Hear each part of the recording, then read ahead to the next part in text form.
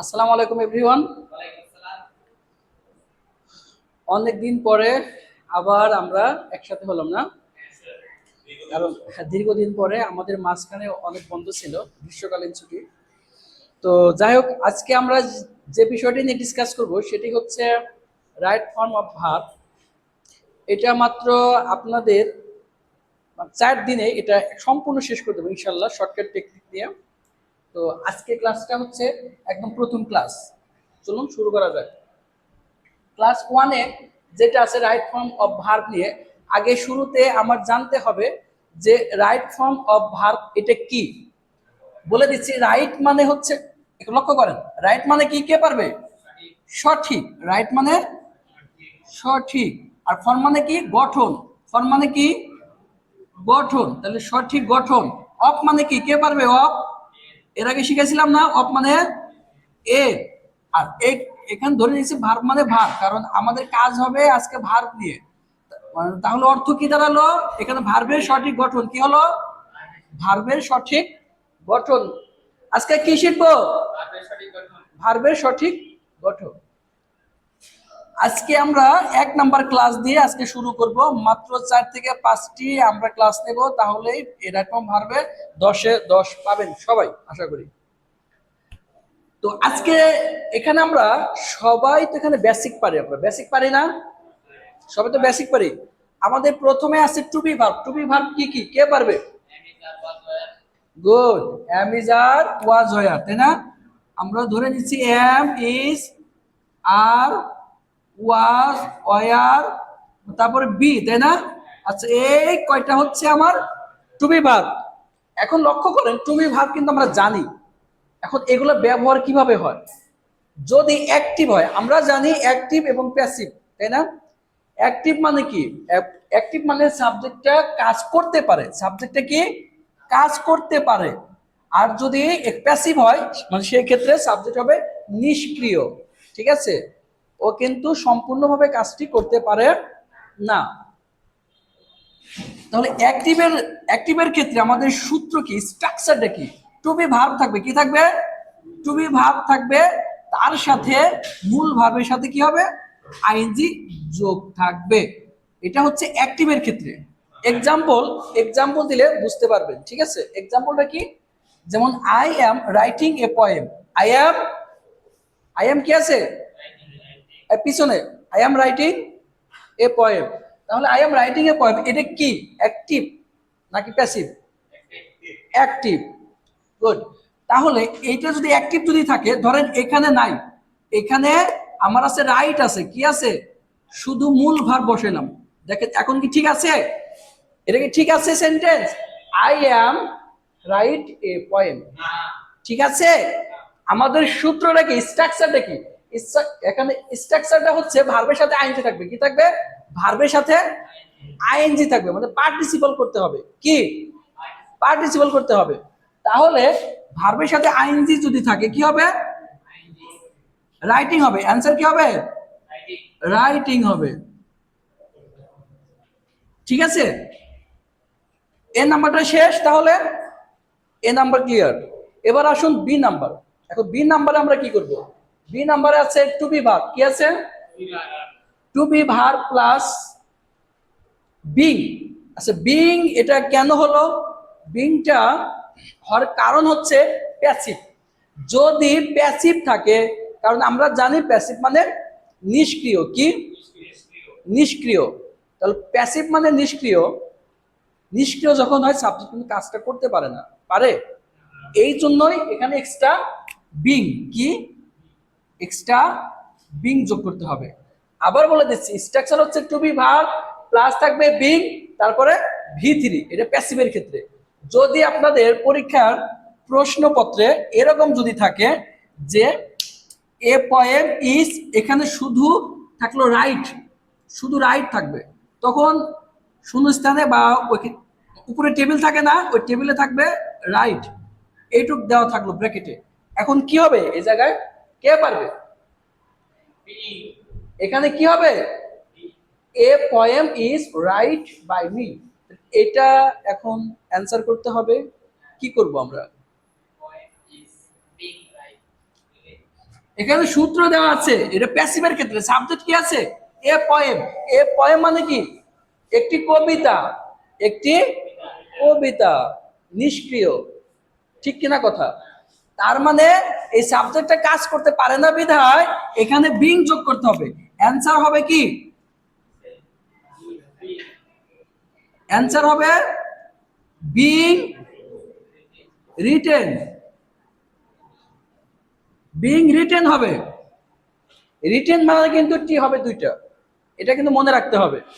এখন A number এবং B number কে কে বুঝতে পারেন না বলেন?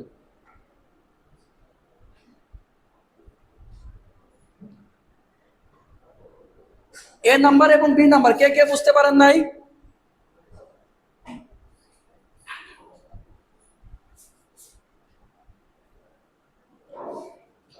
এবার এ বিশেষ।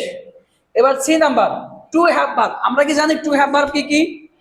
টু হ্যাভ ভার্ব, এই তুমি বলো, টু হ্যাভ ভার্ব কি কি বলেন? এই যে টু হ্যাভ ভার্ব, এত সময় লাগবে কেন? Have has, good. এত সময় লাগে কেন? সেটা তাহলে টু হ্যাভ ভার্ব আমরা জানি, আগে জানতে হবে টু হ্যাভ ভার্ব কি কি।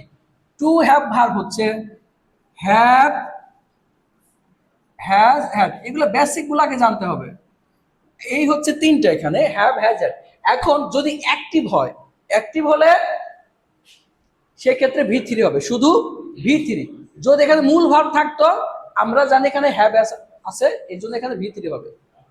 ওকে, এই জন্য ভি থ্রি হবে। আচ্ছা, তাহলে এটা ভি থ্রি আমরা এখানে বসিয়ে দিলাম। আচ্ছা, ডি নাম্বারটা দেখেন, two have verb plus been আছে, এটা প্যাসিভের ক্ষেত্রে। কারণ এখানে সাবজেক্ট কি আছে এটা আগে দেখতে হবে। কর্তা কি আছে? কর্তা হচ্ছে নিষ্ক্রিয়, তাই না? কারণ সাবজেক্ট কাজটা করতে পারে না। এই জন্যই যদি আপনাদের শূন্য স্থানে শুধু এরকম ভাবে যদি থাকে হ্যাজ, এরপরে এখানে থাকলো রাইট, এখানে থাকলো শুধু রাইট, তখন কিভাবে পরিবর্তন করবেন? সেক্ষেত্রে হবে বিন রিটেন হবে। কি হবে? Been written. কেন? সাবজেক্টটা কাজ করতে পারে না বিধায় এখানে বিন রিটেন বাই মি। ওকে বিষয়টা? তাহলে আমরা এখন শিখলাম এ বি সি ডি, আরো আছে কিছু নিয়ম, আমরা এখন সেগুলা শিখবো।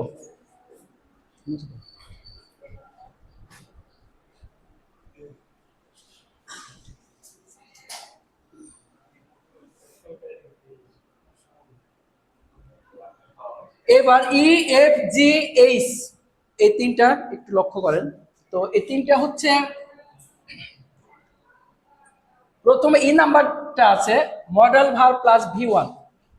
মনে রাখবেন, যদি অ্যাক্টিভের ক্ষেত্রে সাবজেক্ট, এখন অ্যাক্টিভ কোনটা প্যাসিভ কোনটা এটা আমরা কিভাবে বুঝবো? শর্টকাট টেকনিক বলে দিচ্ছি। অ্যাক্টিভ এটা মানে হচ্ছে সাবজেক্ট বেশিরভাগ সময়ই ব্যক্তিবাচক থাকবে। কি থাকবে? ব্যক্তিবাচক থাকবে। ব্যক্তিবাচক সাবজেক্ট থাকলেই সে কাজটা সম্পূর্ণভাবে করতে পারে। ঠিক আছে বিষয়টা? আর যদি বস্তুবাচক হয়, ঠিক আছে, সেই ক্ষেত্রে অসম্পূর্ণ, ওটা প্যাসিভ ক্ষেত্রে নেবেন।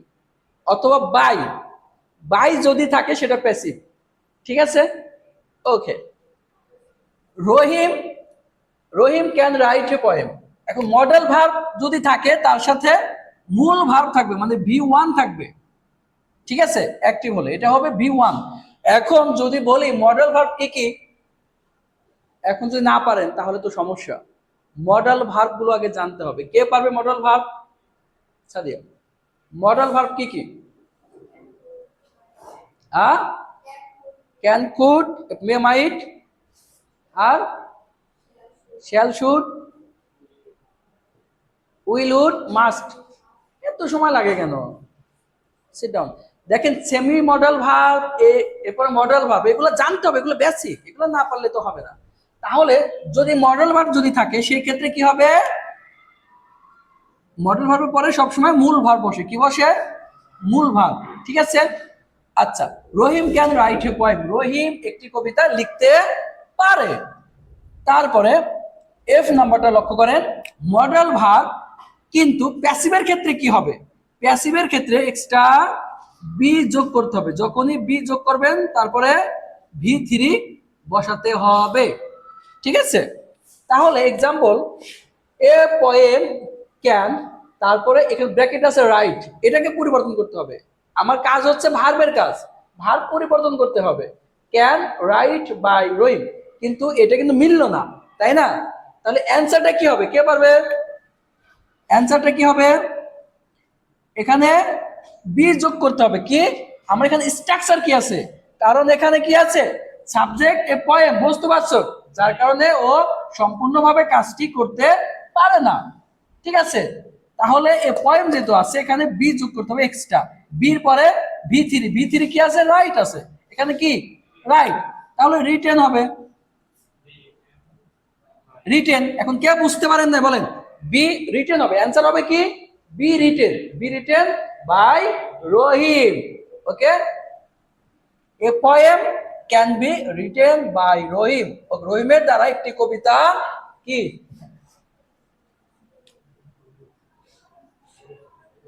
লেখা হতে পারে। G number, semi modal verb. Semi modal verb, এখন দেখেন লক্ষ্য করেন, সেমি মডেল ভার্ব কে কে পারবেন, আমি তাকে 500 টাকা দেব। সেমি মডেল ভার্ব সম্পূর্ণ বলতে হবে এবং 500 টাকা। স্যার আপনি এর আগে বলছিলেন যে টাকা দিবেন, তো টাকা দেন। ওকে বলো, তুমি বলো। সেমি মডেল ভার্ব পারো না। বৃষ্টি, সেমি মডেল ভার্ব কি কি? Stand up. এইসব এইসব এগুলো হবে সম্পূর্ণ কি কি কি কি সেটা কি কি? হ্যাঁ, এটা সমস্যা, সেটা এখন ভার্ব আমার জানতে হবে। সেমি মডেল ভার্ব গুলো কি কি? সেমি মডেল ভার্ব গুলো যদি আমরা না জানি তাহলে কি সম্ভব? আচ্ছা, সেমি মডেল ভার্ব গুলো আমি একটু পরে আমি দিয়ে দিচ্ছি, লক্ষ্য করেন। যদি সেমি মডেল ভার্ব যদি থাকে সেক্ষেত্রে কি হবে, সব সময় semi modal verb, semi model ভার্বের পরে সবসময় মূল ভার্ব বসে, কি বসে, মূল ভার্ব বসে। ঠিক আছে, লক্ষ্য করেন। Example, I have to write a poem, এখানে হ্যাভ টু হচ্ছে সেমি মডেল ভার্ব। কি হ্যাভ টু কি সেমি মডেল ভার্ব, তাহলে হ্যাভ টুর পরে কি হবে, মূল ভার্ব বসাতে হবে। ঠিক আছে, I have to write a poem অর্থ কি, কে পারবে? I have to write a poem, আমাকে একটি কবিতা লিখতে হবে। হ্যাভ টু মানে কি হবে, হ্যাভ টু মানে কি হবে, আমাকে এখন যেতে হবে, কে পারবে? I have to go, I have to go হবে, আমাকে এখন যেতে হবে। মনে রাখবেন, have to, has to, have to, have to, have অথবা হ্যাজ প্লাস টু মানে হবে কি হবে।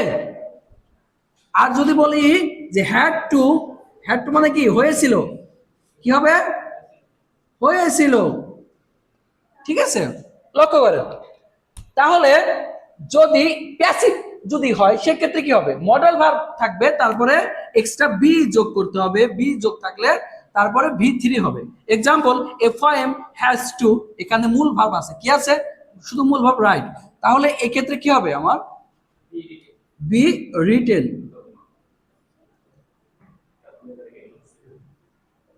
একটি কবিতা লেখা হয়ে থাকবে আমার দ্বারা বা আমার কর্তৃক। ঠিক আছে, এখন এই সেমি মডেল ভার্ব গুলা বুঝিয়ে দিচ্ছি। সেমি মডেল ভার্ব অনেকে পারে না। সেমি মডেল ভার্ব অনেক গুরুত্বপূর্ণ একটা verb, auxiliary verb. Semi modal verb to be ভার্বের সাথে টু যোগ করতে হবে প্রথমে। টু বি ভার্ব কি কি, টু বি ভার্বের সাথে to be verb, to be verb এর সাথে টু যোগ করতে হবে, তাহলে সেটা হবে সেমি মডেল ভার্ব। ঠিক আছে, সেমি মডেল ভার্ব। ঠিক আছে, সেমি মডেল ভার্বের সাথে তাহলে গেল টু, যেমন am to, is to, are to, তাই না? এগুলা গেল হচ্ছে to be verb plus to. তারপরে to have verb, to have ভার্বের সাথে টু যোগ করবেন। To have, to have verb কি কি, to have verb have, has plus to যোগ করতে হবে। এখন টু হ্যাভ ভার্ব যেমন হ্যাভ, হ্যাজ, হ্যাড, তাই না? হ্যাজ হ্যাড প্লাস টু আছে, তার মানে এখানে হবে have to, has to, had to. এগুলা সেমি মডেল ভার্ব, এগুলো জানতে হবে। 3 নাম্বার যেটা আছে লক্ষ্য করেন, এরপরে আছে কি যে উইশ টু, কি আছে এই এদিকে, উইশ টু মানে কি ইচ্ছা করে, কি ইচ্ছা করে, আমার যেতে ইচ্ছে করে, কে পারবে, আমার যেতে ইচ্ছা করে, I wish to go, I wish to go, আমার যেতে ইচ্ছা করে, আই উইশ টু গো। ধরেন এখানে আপনার এখানে নাই, তাহলে এখানে কি হবে, এখানে ভার্ব কি হবে, উইশ। এখানে কি হবে তাহলে, উইশ একটা ভার্ব, ঠিক আছে। অথবা এখানে নাই, এখানে কি হবে তাহলে, গো। আমার যেতে ইচ্ছে করে, আমার যেতে ইচ্ছে করছিল, কে পারবে, আমার যেতে ইচ্ছে করেছিল, উইশ মানে কি ইচ্ছে করা, কি ইচ্ছে যদি হয় সেই ক্ষেত্রে উইশ, যদি ইচ্ছে করেছিল পাস্ট ফর্ম দিয়ে দিবেন উইশড, উইশ টু গো। ঠিক আছে বিষয়টা। আচ্ছা, উইশ টু, তারপরে ডেয়ার, ডেয়ার ডেয়ার মানে কি, ডেয়ার টু মানে সাহস, কি আমার যাওয়ার সাহস আছে, আমার যাওয়ার সাহস আছে, কি হবে সেন্টেন্স পিছনে, I dare to go, I dare, dare to go, আমার যাওয়ার সাহস হয়েছিল, তাহলে ডেয়ার হবে, I dare to go. Okay, I dare to go. আচ্ছা, তারপরে উইশ টু, ডেয়ার টু, তারপরে আছে কি লাইক টু, লাইক মানে কি পছন্দ করা, যদি পছন্দ করা অর্থে যদি বুঝায় সেই ক্ষেত্রে কি হবে, লাইক হবে, লাইক টু। ঠিক আছে, তাহলে আমি যেতে পছন্দ করি, I like to, I like to go. আমি লিখতে পছন্দ করি, শুধু বোর্ড জায়গায় হবে কি রাইট, আমি লিখতে পছন্দ করি। আমি খেতে পছন্দ করি, তাহলে ইট দিবেন, ইট। ওকে, আচ্ছা, তারপরে আহ, এরপরে আছে হলো কি নিড, নিড টু, নিড মানে কি প্রয়োজন, নিড মানে কি প্রয়োজন, নিড মানে প্রয়োজন, আমার যাওয়া দরকার, আই নিড টু গো, আমার যাওয়া প্রয়োজন, আই নিড টু গো। আমার খাওয়া দরকার, আই নিড টু ইট। আমার লেখা দরকার, আই নিড টু রাইট। হাজার হাজার সেন্টেন্স হয়, লাখ লাখ সেন্টেন্স। তাহলে এটা হচ্ছে বেসিক, আজকে শিখলাম 1 নাম্বার ক্লাস, স্টেপ 1। এরকম ভাবে 5 দিন মানে 5টা নেব ক্লাস, ভার্বের গোষ্ঠী শেষ হয়ে যাবে। এখন আপনারা শুধু প্র্যাকটিস করবেন। ওকে, অলরেডি টাইম শেষ, ফোনটা দিয়ে দিচ্ছে, চলে যাচ্ছে, আই হ্যাভ টু গো নাও। এরপরে আমরা আগামী ক্লাসে আবার চলে আসবো এই ভার্ব নিয়ে। সে পর্যন্ত সবাই ভালো থাকবেন, সুস্থ থাকবেন। আসসালামু আলাইকুম।